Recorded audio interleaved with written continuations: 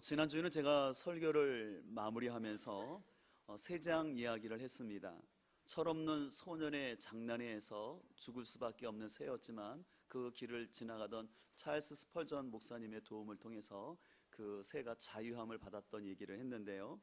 어떻게 보면 우리 역시도 사단의 노예가 되어서 그 사단이 주는 먹잇감에 우리는 그 옛자아라는 세상에 갇혀서 우리는 죽을 수밖에 없었던 존재들이었습니다.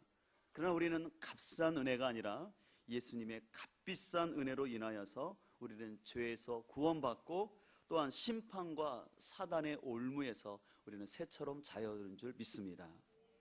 그래서 새는 이 자유의 상징입니다. 새는 국경이나 모든 장벽을 넘어서 자유롭게 날아다닐 수 있죠. 그래서 만물의 영장인 사람이 부러워하는 존재가 새입니다. 새처럼 자유롭게 날아가는 것을 소망하는 것을 우리가 알 수 있는데요.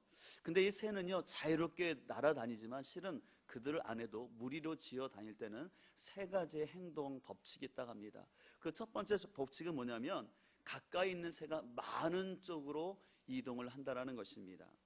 또 가까운 새와의 속도와 방향을 같이 맞춰서 날아가고요. 또 마지막으로는 옆에 있는 새가 너무 가까우면 피한다라는 것입니다. 그래서 수많은 새들이 그렇게 날아다니지만 서로 부딪히지 않고 날 수 있는 것이 바로 이런 법칙 때문이라고 합니다. 또 여러분 잘 아시는 것처럼 철새들은 대륙을 넘어서 몇천 킬로, 심지어는 몇만 킬로 이상을 날아가는데 그 철새들은 날아갈 때 V자형을 유지하는 것을 잘 아십니다. 그 이유는 뭐냐면 맨 앞에 있는 그 새는 가장 많은 양력을 받지만 그로 인하여서 그 다음에 있는 새들은 훨씬 부담감이 없어서 쉽게 날아갈 수 있다는 것이죠. 그리고 이제 맨 앞에 쓴 새가 힘들어지면 맨 뒤에 있는 새가 다시 앞으로 와서 자신이 그 역할을 감당하고 또 서로 지치지 않고 먼 거리를 날아갈 수 있도록 서로 격려하면서 난다라는 사실을 여러분들이 잘 아실 것입니다. 이와 같은 차원에서도 우리 복음은요, 우리를 죄에서 자유케 하는 자유의 복음이지만 그 복음의 특징은 질서의 복음이라는 것입니다. 근데 간혹가다 이 복음의 진리를 왜곡하고 오해하는 사람들 중에서는 내가 이제 구원받았으니 내 마음대로 살아도 내 죄는 용서해 주신다라는 도덕 폐계론 같이 믿는 사람들이 있는데 이것은 속죄의 교리를 잘못 오용하는 것입니다. 또 어떤 사람들은 이렇게 생각하는 사람들이 있습니다. 하나님은 모든 것을 아시고 어디 하나 계시기 때문에 또 하나님은 내 중심을 보시기 때문에 내가 어느 곳에 있든지 어느 시간에 있든지 예배 드릴 수 있다라고 자유롭게 생각하는 사람들이 있습니다. 그렇기 때문에 그들은 어떤 공적인 예배 시간을 소중히 여기지 아니하고 그냥 자기가 편한 대로 예배 드리는 것을 좋아합니다. 또 심지어는 내가 굳이 열심히 기도하지 않아도 내 마음을 아시는 하나님께서 내가 소원하는 것을 이루어 줄 것이다라고 생각하는데 이런 것은 어떻게 보면 성경의 바른 가르침이 아니라 자기 편의적인 어떻게 보면 방종의 복음이라고 말할 수 있을 것 같습니다. 이 같은 차원에서 오늘 본문 13절은 다음과 같이 말씀하고 있는데요. 우리 같이 한번 읽도록 하겠습니다. 형제들아 너희가 자유를 위하여 부르심을 입었으나 그러나 그 자유로 육체의 기회를 삼지 말고 오직 사랑으로 서로 종노릇 하라.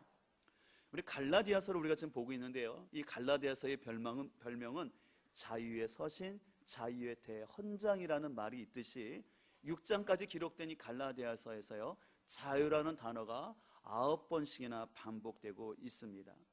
우리가 복음학교에 참여하신 분들은 아시는 것처럼 하나님께서는 우리와의 인격적인 교제를 하기 위해서 자유의지를 주셨습니다. 결코 로봇처럼 컴퓨터처럼 우리 프로그램을 시켜서 억지로 만든 것이 아니라 인간에게 자유의지를 주셔서 하나님 인격적인 교제를 하기 원하셨는데 그 대표적인 것이 뭐냐면 선악과입니다. 선악과는 결코 우리를 시험하는 하나님의 덫이 아니라 심지어 인간의 배신까지도 하나님께서 감수하시는 우리 인간을 향한 하나님의 사랑과 배려가 선악과였습니다. 그래서 하나님은 이 땅을 창조하셨을 때부터 인간에게 주신 귀한 선물이 있는데 그것은 바로 자유의지라는 귀한 선물입니다.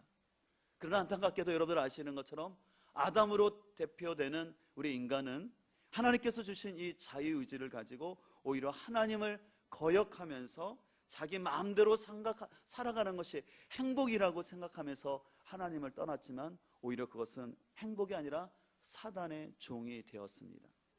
근데 그런 우리를 구원하시고자 하나님께서는 예수 그리스도를 보내셨고, 바로 예수님께서는 우리를 위해서 십자가에서 값비싼 보혈을 흘려주시고 부활하심으로 말미암아 우리를 죄에서 자유케 하신 줄 믿습니다. 그런데 아까도 말한 것처럼 때때로 어떤 사람들은 이 자유라는 말을 잘못 이해해서 아무런 규제 없이 자기 마음대로 사는 것이라고 생각하는데, 그것은 참된 자유는 아닙니다. 이것은 자유가 아니라 아까도 말한 것처럼 방종이라고 말할 수 있습니다. 그래서 아까 우리가 함께 읽었던 13절 말씀처럼 형제들아 너희가 자유를 위하여 부르심을 입었으나 그러나 그 자유로 육체의 기회를 삼지 말라라고 말하고 있습니다. 여기서 육체의 기회를 삼지 말라라는 것은 뭐냐면 육체를 따라 자기 마음대로 사는 것, 그것이 진정한 자유는 아니라는 것이죠. 그래서 복음은 우리에게 방종이 아니라 순종을 요구하는 것을 볼 수가 있습니다. 그러나 값싼 은혜만 아는 사람은 자기 마음대로만 살아가면서 방종 가운데 살아갑니다. 하지만 값비싼 은혜를 아는 사람은, 다시 말해서 이 복음의 가치를 아는 사람은 이 복음이 너무나 귀한 것을 알기 때문에 자발적으로 순종의 삶을 살아가게 됩니다. 구약성경 출애굽기 21장을 보게 되면요, 뚫린 길이라는 표현이 나와요. 이것은 뭐냐면요, 이스라엘 백성들 중에서 종으로 살아가다가 희년이라고 그래서 50년마다 희년이 돌아오는데, 희년이 되면 그 집에 있는 모든 종들을 풀어줘서 자유인으로 만들어주는 것입니다. 근데 그때 한 종이, 나는 이 집에서 살아봤는데 그 주인이 너무 좋은 거예요. 그래서 나는 내가 자유인으로 바깥에서 사는 것이 아니라 일평생 이 주인과 함께 이 집에서 살겠습니다. 그래서 평생토록 나는 이 주인의 종이 되겠습니다라고 선언하는 그 종은요, 그 집의 문설주에다, 문에다가 자기 귀를 뚫는 거예요. 그래서 그것을 뚫린 귀라고 하는 거예요. 그 이유는 뭐냐면 나는 영원한 이 집의 종이 되겠습니다라는 것이에요. 근데 아까 말한 것처럼 이렇게 종이 된다라는 것은 자기가 자유인으로 바깥에서 사는 것보다 내가 이 주인과 이 집에서 함께 살면서 이 주인을 섬기면서 함께 밥상에서 밥 먹는 것이 더 행복하다는 것을 알기 때문에 자원함으로 뚫린 길을 뚫는 것입니다. 이 같은 차원에서 갈라디아서는 자유를 강조하고 있습니다. 그래서 이 갈라디아서를 기록하고 있는 사도 바울은 그 누구보다도 갈라디아서를 통해서 자유의 소중성을 외쳤던 사람이었습니다. 그런데 이렇게 갈라디아를 통해서 복음의 자유를 외쳤던 사도 바울은요, 또 아이러니하게 자기는 매인다라는 표현을 참 많이 썼어요. 그래서 사도행전 20장 22절을 보게 되면, 보라 이제 나는 성령에 매여 예루살렘으로 가는데 거기서 무슨 일을 당하는지는 알지 못하노라. 여러분들의 사도행전 키티를 우리가 계속해서 지난달 하고 있기 때문에 아시는 것처럼, 실은 사도 바울이 예루살렘을 올라갈 때 많은 사람들은 사도 바울이 거기서 고난이 있을 거기 때문에 올라가지 말라고 했어요. 그러나 사도 바울은 성령에 매여서, 비록 나가 그곳에서 고난이 있다 할지라도 내가 예루살렘에 가서 해야 될 일이 있고 나는 또 복음에 매여서 로마에 갈 것이라고 그는 소망하고 있었습니다. 또 골로새서 4장 3절은 이렇게 말하고 있습니다. 또한 우리를 위하여 기도하되 하나님의 전도할 문을 우리에게 열어주사 그리스도의 비밀을 말하게 하시기를 구하노라. 내가 이 일 때문에 매임을 당하였노라. 실은 지금 사도 바울은 감옥에 잡혀 있는 것입니다. 복음을 전하다가 감옥에 있고 그의 손과 발은 착고에 차여 있는 상태였어요. 근데 그런 가운데도 사도 바울이 기도 부탁하는 것은 뭐냐면, 우리를 위해서, 나를 위해서 기도해 주셔서 비록 내가 이 감옥에 있지만 이곳에서도 하나님의 복음 전하기를 소망하고, 또 하나님께서 나의 매임에서 풀어주시며 또 내가 이 복음 전하기를 소원한다라고 오늘 사도 바울은 얘기했다라는 것입니다. 사도 바울은 누구보다도요, 율법이나 전통에서 자유했지만, 그러나 그 자유를 가지고 사도 바울은 방종으로 사용한 것이 아니라 오히려 복음 때문에 스스로 매이는 삶을 살았던 것을 우리는 잘 알 수 있습니다. 그러나 오늘날 시대는 어떻습니까? 오늘날 시대는 참 자유를 많이 강조하지만, 그러나 인권이라는 이름으로, 심지어는 성적 자기 결정권이라는 그럴싸한 이름을 가지고 하나님이 정하신 창조의 질서를 훼손하는 것을 너무나 많이 볼 수가 있습니다. 그래서 제가 오늘 칼럼에도 잠깐 소개했는데요, 미국 상원 회계 개회식이 있었는데 거기서 조 라이트라는 목사님이 이런 기도를 했었는데요, 그 중에 한 대목을 잠깐 제가 읽어보겠습니다. 이렇게 기도를 했습니다. 우리는 당신 말씀이 절대적 진리됨을 업신여겼습니다. 그러면서 다원주의라고 부릅니다. 다른 신들을 섬기면서 그것을 다문화주의라고 부릅니다. 우리는 진리를 왜곡하는 것을 눈감아주며 이것을 또 다른 라이프 스타일이라고 부릅니다. 또 계속 넘어가면 우리는 자녀를 훈련하고 가르치는 데 소홀하며 이것을 자존감을 세우는 것이라고 부릅니다. 저는 이 기도문을 보면서 너무나 많이 공감을 했습니다.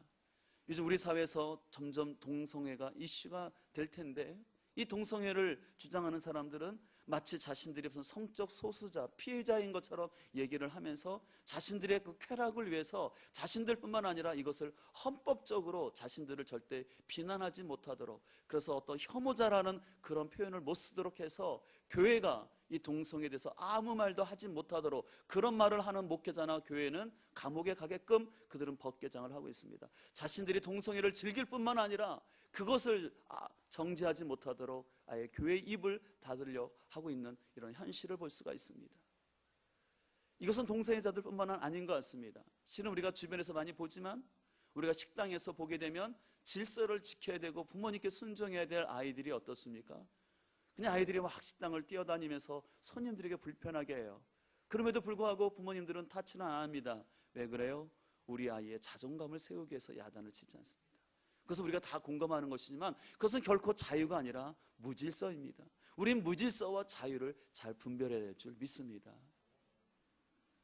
그러나 더 안타까운 것은, 이것은 세상 사람의 모습뿐만 아니라 신앙을 가진 사람들 중에서도 이 복음의 귀한 진리를 오용하여서 어떤 하나님의 진리의 말씀이나 아니면 공동체, 아니면 순종, 어떤 권위라는 단어 같은 것들을 굉장히 불편하게 생각하고, 그것은 그 시대의 용어인 것처럼, 권위주의적인 것처럼 그들은 싫어합니다. 또 오늘날은 점점 익명의 그리스도인들이 증명합니다. 익명의 그리스도인이라는 것은 자신이 예수를 믿는 사람이지만 자신이 예수를 믿는 사람이라고 전혀 표현하지 않고 조용히 믿는 거예요. 왜냐하면 자신이 사회관계에서 또 다른 관계 속에서 자신이 믿는 사람이라고 표현한다면 여러 가지 제약이나 불편함이 있기 때문에 그냥 교회에 올 때는 성도인 것처럼 또 집사인 것처럼 행동하지만 세상에 나가서는 전혀 자기가 예수를 믿지 않는 사람인 것처럼 그냥 편하게 생활하는 모습이 우리 안에도 있는 것을 볼 수가 있습니다. 그러나 오늘 사도 바울은 우리가 함께 읽었던 13절 후반절에서 오직 서로 종로로 하라라고 말하고 있습니다. 사랑으로 종로를 하라는 것이죠. 여기서 사랑으로 종로를 한다라는 것은 뭐냐면 율법의 근본 정신이 사랑 아니겠습니까? 근데 그 사랑 가운데 실천해야 되는데, 이 당시에 갈라디아 교인들은요, 율법의 근본 정신 이웃사랑은 잊어버리고 율법의 잣대를만 가지고 할례를 받아야지만, 예수를 믿더라도 할례를 받아야지, 예수를 믿더라도 구약의 제사법을 지켜야지만 구원이 하나님의 백성이 되는 것처럼 얘기하면서 이런 것을 지키지 않는 사람들을 향해서 너희들은 도덕적으로 흠이 있는 사람이라고 서로 비난을 했던 것이었습니다. 그렇기 때문에 사도 바울은 그렇게 하면 그것은 아니라는 것입니다. 율법의 근본 정신이 사랑인데 너희가 서로를 향해서 비난하지 말고 이 복음의 진리 가운데 있기를 바랬던 것이었습니다. 그래서 오늘 사도 바울은 갈라디아 5장 1절에서는 또 이렇게 말하는 것이었습니다. 우리 갈라디아서 5장 1절을 볼까요? 그리스도께서 우리를 자유롭게 하려고 무엇을 주셨습니까? 자유를 주셨으니 그러므로 굳건하게 서서 다시는 종의 멍에를 매지 말라라고 얘기하는 것입니다. 여러분 아시는 것처럼 사도 바울은 이 갈라디아 지역에 전도를 해서 갈라디아 교회를 세웠습니다. 그래서 그들에게 복음을 통한 자유를 전했습니다. 그러나 사도 바울이 떠난 다음에 거짓 사도들이 슬그머니 와서는 그들에게 그릇된 지식을 집어넣어서 다시 예수를 믿더라도 율법을 지키든가 아니면 할례 같은 것들을 해야지만 하나님의 백성이 될 수 있다라고 얘기를 했고, 그래서 일부 갈라디아 교인들 가운데는 그 거짓 교사들의 게임에 넘어갔던 것을 볼 수가 있습니다. 그렇기 때문에 사도 바울은 갈라디아서를 쓰면서 너무 속상한 마음을 가지고, 그래서 3장 1절 같은 경우는 뭐라고 말하고 있습니까? 어리석도다 갈라디아 사람들아, 예수 그리스도께서 십자가에 못 박히신 것이 너희 눈앞에 밝히 보이거늘 누가 너희를 깨더냐 라고 말하면서 사도 바울은 자신의 안타까운 마음을 전하고 있는 것입니다. 여러분, 충분히 공감할 수 있지 않습니까? 사도 바울이 참 어려운 가운데 복음을 전하고, 그래서 복음을 통해서 그들에게 자유하는 그 은혜를 베풀었는데, 그것을 지키지 못하고 분별하지 못하고 또다시 율법의 종이 되어서 다시 할례를 행하거나 다시 제사법을, 구약의 제사처럼 피를 흘리는 제사를 드려야 된다고 말했을 때 사도 바울은 너무너무 안타까울 수밖에 없었던 것이죠. 이것은 갈라디아 교인들의 문제일 뿐만 아니라 오늘도 마찬가지인 것 같습니다. 우리 역시도 이 복음의 진리를 잘 붙잡고 있지 아니하면, 또 분별하지 아니하면 우리는 사단의 꾀임이나 인본주의의 영향 속에서 우리는 이 자유를 빼앗길 수 있는 위험성이 있다는 것입니다. 그렇다면 하나님께서 우리에게 주신 이 자유를 뺏기지 아니하고 어떻게 지킬 수 있겠습니까? 그것은 바로 우리의 욕심이 아니라 성령을 따라 살아야 합니다. 그래서 오늘 본문 16절은 이렇게 말하고 있습니다. 우리 16절부터 17절 말씀을 한 목소리로 읽겠습니다. 내가 이르노니 너희는 성령을 따라 행하라. 그리하면 육체의 욕심을 이루지 아니하리라. 육체의 소욕은 성령을 거스리고 성령은 육체를 거스리나니 이 둘이 서로 대적함으로 원하는 것을 하지 못하게 하려 함이니라. 오늘 우리 마음에는 늘 두 가지 마음이 싸웁니다. 그것은 거듭나지 않은 옛 자아와 거듭난 이 새 자아가 우리 안에 싸우고 있습니다. 그래서 우리 마음은요, 휘전 없는 전쟁터예요. 그래서 하루에도 몇 번씩 우리의 마음속에는 끊임없이 이 싸움이 일어나서, 한쪽에서는 성령의 생각이 우리를 이끌기도 하지만 때로는 육신의 일들이, 육신의 생각이 우리를 자꾸 유혹하는 것을 볼 수가 있습니다. 그래서 오늘 본문 19절 이하에는 이 육신의 일들이 구체적으로 무엇인지가 기록되어 있는데요, 19절을 보실까요? 육체의 일은 분명하니 곧 음행과 더러운 것과 호색과 우상숭배와 주술과 원수 맺는 것과 분쟁과 시기와 분냉과 당짓는 것과 분열함과 이단과 투기와 술취함과 방탕함과 또 그와 같은 것들이라. 전에 너희에게 경계한 것 같이 경계하노니 이런 일을 하는 자들은 하나님의 나라를 유업으로 어떻게 했습니까? 받지 못할 것이요 라고 말한 거예요. 여기서 하나님의 나라를 유업으로 받지 못한다라는 표현을 다른 성경에 보게 되면 그 나라에 들어가지 못한다라는 의미가 있습니다. 또 그 나라의 상속자가 되지 못한다라고 분명하게 말씀하고 있습니다. 근데 여러분 보십시오. 지금 우리 19절부터 읽었던 이 내용들이 남의 얘기 같습니까? 아니면 내 얘기 같습니까? 그렇죠? 우리는 늘 우리 안에 이런 유혹들이 있어요. 근데 우리가 이런 것들을 내가 안 해야지라고 해서는 실은 더 힘들어요. 우리는 이렇게 이런 제목들을 안 해야 되겠다라는 그런 자세보다는 오히려 적극적인 자세가 있는데, 그것은 뭐냐면 성령을 따라 행하게 되면 이것을 이겨낼 줄 믿습니다. 여러분, 중요한 진리예요. 내가 19절 이하에 나오는 이런 육체 일들을 내가 금욕적으로, 내가 어떤 종교적으로 안 해야 되겠다라고 하면 할수록요, 그것이 버거운 힘이 되고 오히려 나를 힘들게 만들어버려요. 근데 그것이 아니라 내 안에 성령이 충만하여서 성령을 따라 행하게 되면, 성령님이 여러분 안에 주시는 임재와 기쁨이 있으면요, 이런 죄들이 들어올 틈이 안 생긴다는 것이에요. 근데 여러분들이 성령을 의지하지 아니하고요, 여러분들이 인간적인 노력과 아니면 돌을 닦는 것처럼 나의 경건으로 이런 것들을 안 하려고 하면요, 수없이 유혹 앞에 우리는 무너질 수밖에 없다라는 것입니다. 그렇지만 사도 바울은 말하기는 너희가 성령을 따라 행하라는 것입니다. 내 의지를 따라, 내 노력을 따라 행하는 것이 아니라 성령을 따라 행하고 성령님이 우리 안에 충만할 때 이런 유혹들을 우리가 이겨냈을 줄 믿습니다. 그래서 우리는 삶 속에서 내 경건을 의지하지 마십시오. 오히려 우리가 의지할 것은 철저히 성령 하나님인 줄 믿습니다. 여러분들 동계올림픽을 보시면서 아마 많은 분들이 느꼈겠지만, 저 같은 경우도 그 동계올림픽 주요 경기들을 보면서 그 스노보드 빅 에어라는 경기나 아니면 피겨 스케이팅 같은 데 보면은 그 눈 위에서, 그 빙판 위에서 어떻게 그 몸을 몇 번을 점프하고 몸을 큰 묘기를 보이면서도 착지하는지 너무너무 멋있는 것이었어요. 그렇게 빙판 위가 자유롭게, 우리는 어떻습니까? 조금만 눈만 와도 어떻습니까? 눈이 무서워서 벌벌벌 떨면서 힘주고 그러다가 온몸이 쑤신다고 하는데, 그 선수들은 그 미끄러운 눈에서, 얼음에서 그렇게 자유롭게 움직이는 거예요. 여러분들 근데 그렇게 왜 이렇게 자유로운지 아십니까? 그것은 뭐냐면 그들이 훈련이 됐기 때문이에요. 제가 그건 참 중요한 진리를 깨닫는데요, 여러분들이 진정으로 자유하기를 원하신다면 여러분 안에 거룩한 습관들이 이루어지길 간절히 소망합니다.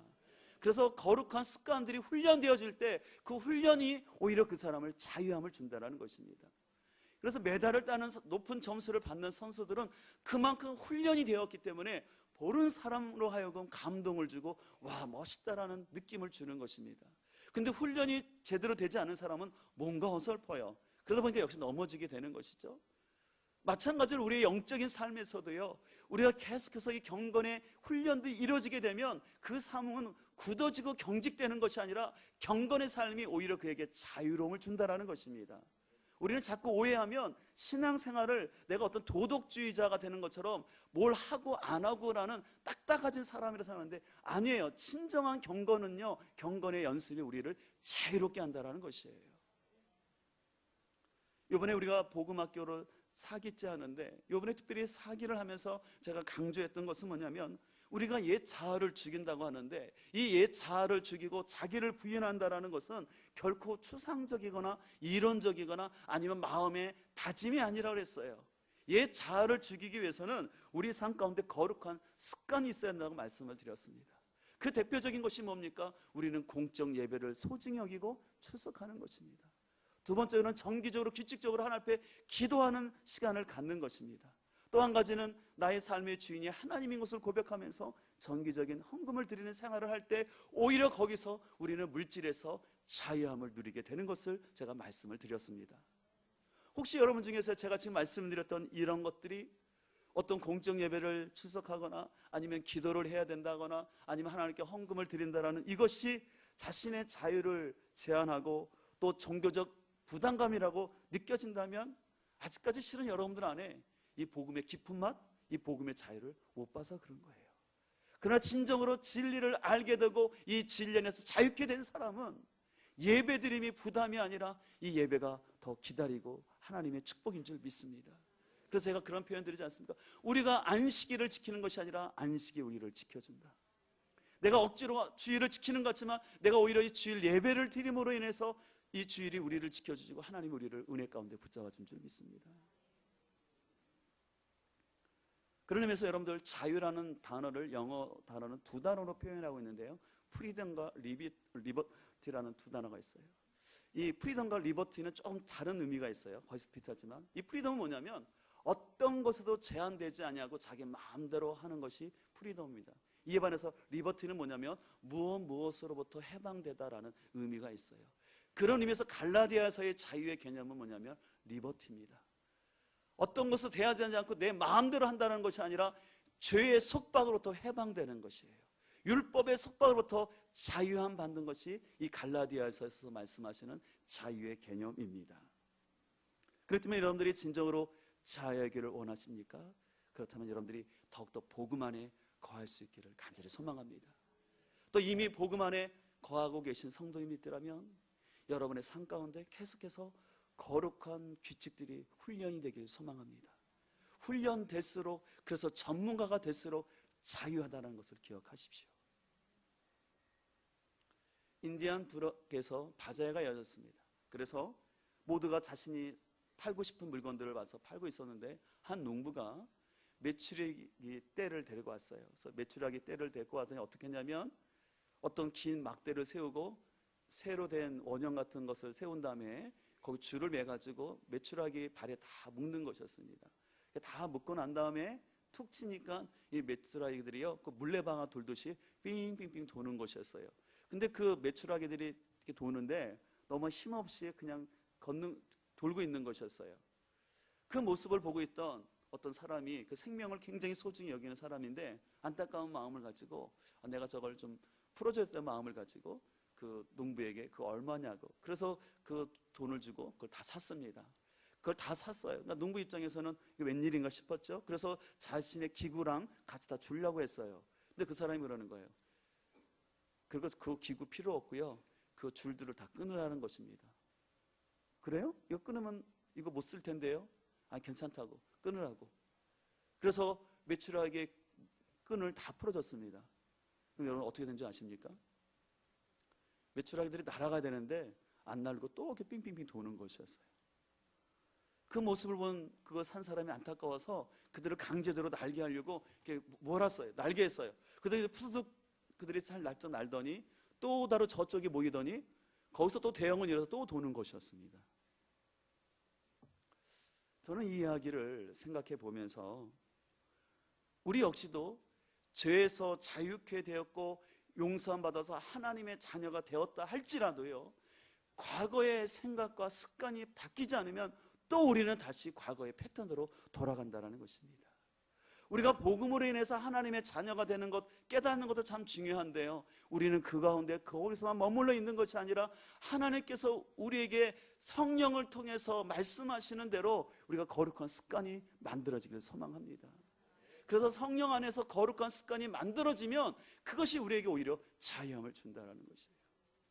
제가 자주 저의 신앙 고백을 말씀드리지만 저는 어려서부터 교회를 다니면서 전 교회가 좋았어요. 그러나 한 가지 참 부담스러운 것이 있었는데, 한두 번쯤은 주일을 좀 빼먹고 MT도 가고 싶고 어디 놀러 가고 싶은데 늘 주일 때문에 MT를 못 잡는 거예요. 그래서 학교에서도 친구들끼리 무슨 뭐 계획하다가 제가 주일날 교회 간다고 빠지게 된다 그러면 늘 친구들이 핀잔을 주는 것이었어요. 그래서 저는 교회 간다고 얘기했죠. 어쨌든 이런 것 경험을 하다 보니까 참 예수님 믿는 건 좋은데 저에게 뭔가를 좀 제약하는 그런 불편함이 있었어요. 또 하지 말아야 된다라는 그런 것들이 강하게 느껴져서 이런 것을 했을 때 하나님께서 기뻐하지 않는다는 것들이 굉장히 무거움으로 다가왔어요. 그래서 갈등을 좀 많이 느꼈던 시기가 있었어요. 근데 제가 그 시기들을 지나면서 신학을 공부하면서 하나님의 말씀을 알면 알수록 신앙은 저에게 부담이 아니라 오히려 자유를 줬습니다. 그래서 제가 늘 자주 쓰는 표현처럼 사람은 아는 만큼 자유하고 아는 만큼 두려워하지 않는다는 것처럼 우리가 하나님의 말씀을 알면 알수록 자유함이 생기고 말씀 안에서 두려움이 사라질 줄 믿습니다. 그렇기 때문에 우리는 말씀과 함께 우리 안에 성령을 따라 행하는 그 삶 속에 하나님이 여러분에게 자유함 줄 줄 믿습니다. 혹시 여러분들 가운데는 이런 분들도 있을 것 같아요. 성령님께서 계속해서 여러분들 양심 가운데 지금 네가 그렇게 하기를 원치 않으시고 네가 이렇게 좀 순종하고 이렇게 좀 하기를 원하는 분들이 있지 않습니까? 그렇다면 여러분들 성령의 음성을 거부하지 마십시오. 내가 때로는 육체적으로는 불편하지만 우리가 성령을 따르는 길이 우리가 진정한 자유와 행복을 줄 줄 믿습니다. 그래서 우리는 내 육체의 소욕을 이기기 위해서 우리 모두가 성령을 따라 행할 수 있기를 간절히 소망합니다. 그래서 이 성령을 따르기 위해서 날마다 부족하지만 우리의 시선을 주님께 맞추고 또 주님의 인도하심을 따라서 우리 모두가 진정한 자유인이 될 수 있기를 주의 이름으로 간절히 축원드립니다. 우리 말씀을 기억하면서 우리 함께 찬양하기를 원하는데요, 우리 찬양팀도 함께 나와서 찬양하시죠. 하나님, 이 시간 우리가 진정으로 주님 앞에서 자유로운 삶 살기를 원하는데 이를 위해서 하나님 나의 시선을 온전히 주님께 드리기를 원합니다. 그래서 나의 육체적인 것에서 내가 주님의 인도하심을 바라보게 하여 주시옵시고, 하나님 내 마음 돌이키고 내 안에 있는 잘못된 습관들을 바꿔서 참으로 주님께서 원하시는 성령의 인도함 받는 그런 삶 살게 하여 주시옵소서. 우리 그런 마음을 가지고 함께 찬양하며 나아가도록 하겠습니다.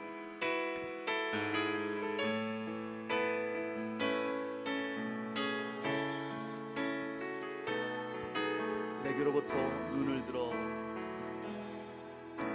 내게로부터 눈을 들어 주를 보기 시작할 때 주의 일을 보겠네. 내 작은 마음 돌이키사 하늘의 꿈